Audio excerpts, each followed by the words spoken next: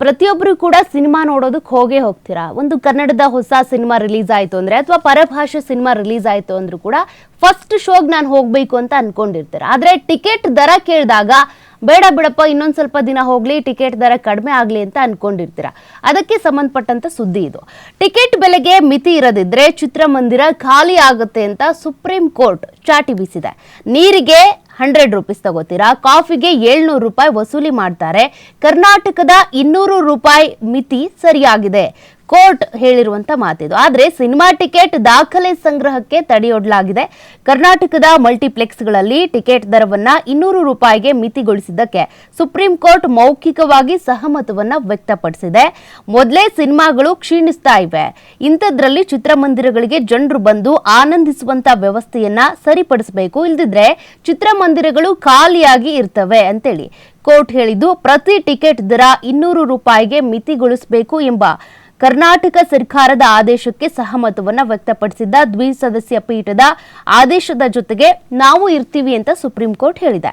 ಆದರೆ ಇದೇ ವೇಳೆ ಮಲ್ಟಿಪ್ಲೆಕ್ಸ್ಗಳು ಮಾರಾಟವಾದ ಪ್ರತಿ ಸಿನಿಮಾ ಟಿಕೆಟ್ನ ದಾಖಲೆಗಳನ್ನ ಈ ಪ್ರಕರಣದ ಅಂತಿಮ ತೀರ್ಪು ಹೊರಬರುವವರೆಗೂ ಕೂಡ ಸಂಗ್ರಹಿಸಿ ಇಡಬೇಕು ಎಂಬ ವಿಭಾಗೀಯ ಪೀಠದ ಆದೇಶಕ್ಕೆ ತಡೆಯನ್ನ ನೀಡಲಾಗಿದೆ. ವಿಭಾಗೀಯ ಪೀಠಕ್ಕೂ ಮುನ್ನ 200 ರೂಪಾಯಿ ಟಿಕೆಟ್ ಮಿತಿಗೆ ತಡೆ ನೀಡಿದ್ದ ಏಕಸದಸ್ಯ ಪೀಠ ಪ್ರಕರಣದ ವಿಚಾರಣೆಯನ್ನ ಮುಂದುವರಿಸಬಹುದು ಅಂತ ಕೂಡ ಹೇಳಿದೆ. ಕರ್ನಾಟಕ ಚಿತ್ರಮಂದಿರಗಳಲ್ಲಿ ಟಿಕೆಟ್ಗೆ 200 ರೂಪಾಯಿನ ಮಿತಿ ಹೇರಿದೆ ಈಗಾಗಲೇ ಕರ್ನಾಟಕ ಸರ್ಕಾರ. ಅದೆಂಥದ್ದೇ ಸಿನಿಮಾ ಇರಲಿ, ಮಲ್ಟಿಪ್ಲೆಕ್ಸ್ಗಳಲ್ಲಿ ನೀವು ಹೋಗಿ ಸಿನಿಮಾ ನೋಡ್ತೀರಾ ಅಂದ್ರೆ 200 ರೂಪಾಯಿ ಅಷ್ಟೇ, ಅದಕ್ಕೂ ಜಾಸ್ತಿ ತಗೋಬಾರ್ದು ಅಂತ. ಇದರ ವಿರುದ್ಧ ಮಲ್ಟಿಪ್ಲೆಕ್ಸ್ಗಳು ಹೈಕೋರ್ಟ್ಗೆ ಒಂದು ಅರ್ಜಿಯನ್ನ ಹಾಕೊಂಡಿದ್ವು.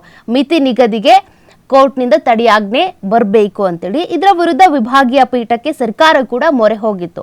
ನಾವು ಈ ರೀತಿಯಾಗಿ ಫಿಕ್ಸ್ ಮಾಡೋದಕ್ಕೆ ಅಥವಾ ನಿಗದಿ ಮಾಡೋದಕ್ಕೆ ಕಾರಣ ಪ್ರೇಕ್ಷಕರು ಹೋಗ್ಬೇಕಲ್ವಾ, ಟಿಕೆಟ್ ತೆಗೆದುಕೊಂಡು ಸಿನಿಮಾ ನೋಡೋದಕ್ಕೆ ಹೋಗ್ಬೇಕು ಅಂದ್ರೆ ಟಿಕೆಟ್ ದರ ಕಡಿಮೆ ಇರಬೇಕಲ್ವಾ ಅಂತ. ಈ ಆದೇಶದ ವಿರುದ್ಧ ಸುಪ್ರೀಂ ಮೆಟ್ಟಿಲೇರಿದಂಥ ಮಲ್ಟಿಪ್ಲೆಕ್ಸ್ಗಳು ಕೋರ್ಟ್ನಿಂದ ವಿಚಾರಣೆ ಆಗಿದೆ. ಸುಪ್ರೀಂ ಕೋರ್ಟ್ ಕೂಡ ಸರ್ಕಾರದ ಈ ಒಂದು ಆದೇಶಕ್ಕೆ, ಈ ಒಂದು ಪ್ರಯತ್ನಕ್ಕೆ ನಮ್ಮ ಸಹಕಾರ ಇದೆ. ಮೊದಲೇ ಸಿನಿಮಾಗಳು ಕ್ಷೀಣಿಸ್ತಾ ಇವೆ, ದರ ಮಿತಿ ಹೇರದಿದ್ರೆ ಜನ ಸಿನಿಮಾ ನೋಡೋದಕ್ಕೆ ಅಂತ ಥಿಯೇಟರ್ ಕಡೆ ಬರೋದಿಲ್ಲ. ಮೊದಲೇ ನೀವೆಲ್ಲರೂ ಕೂಡ ಪ್ರೆಸ್ ಮೀಟಲ್ಲಿ ಹೇಳ್ತಾನೆ ಇರ್ತೀರಾ, ಥಿಯೇಟರ್ಗೆ ಬಂದು ಸಿನಿಮಾ ನೋಡಿ ಅಂತ. ಥಿಯೇಟರ್ಗೆ ಬರಬೇಕು ಅಂದ್ರೆ ಟಿಕೆಟ್ ದರ ಕೂಡ ಕಡಿಮೆ ಇರಬೇಕಲ್ವಾ, ಜನಸಾಮಾನ್ಯರು ಬರಬೇಕಲ್ವಾ. ಹೀಗಾಗಿ ಇದಕ್ಕೆ ಸಂಬಂಧಪಟ್ಟಂತೆ ವಿಚಾರಣೆ ನಡೆಸಿದಂಥ ಸುಪ್ರೀಂ ಕೋರ್ಟ್ ರಾಜ್ಯ ಸರ್ಕಾರಕ್ಕೆ, ನಮ್ಮ ಕರ್ನಾಟಕದ ಸರ್ಕಾರದ ಆದೇಶಕ್ಕೆ ನಮ್ಮ ಸಹಮತ ಇದೆ ಅಂತ ಕೂಡ ಹೇಳಿದೆ. ನೋಡೋಣ ಮುಂದಿನ ದಿನಗಳಲ್ಲಿ ಅಧಿಕೃತವಾಗಿ ಇದು ಜಾರಿ ಆಗಿದ್ದೇ ಆದರೆ ಎಲ್ಲ ಸಿನಿ ಪ್ರೇಕ್ಷಕರಿಗೂ ಕೂಡ ಅನುಕೂಲ ಆಗುತ್ತೆ.